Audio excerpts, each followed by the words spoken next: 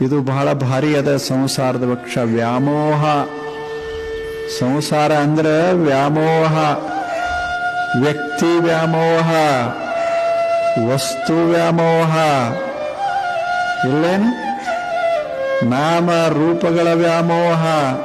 ಇವಕ್ಕೆ ವ್ಯಾಮೋಹಗಳಂತಾರೆ. ಈ ವ್ಯಾಮೋಹದ ಜಾಲವೇ ಸಂಸಾರ. ಇದನ್ನ ಏನು ಮಾಡಿದೆ? ಮುರಿದು ಬಿಟ್ಟೆ. ಯಾರು ಅಣ್ಣ, ಯಾರು ತಮ್ಮ, ಯಾರು ತಂಗಿ, ತಾಯಿ, ಯಾರು ಎಲ್ಲೆ, ಎಲ್ಲವೂ ಒಂದು ಕ್ಷಣ, ಒಂದು ಬಗೆಯ ಕನಸ.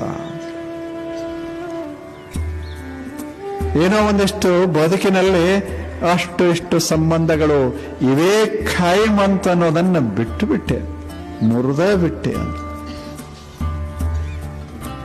ಎಲ್ಲಿ ಖಾಯಂ? ನಮ್ಮ ಶರೀರವೇ ನಮಗುಡ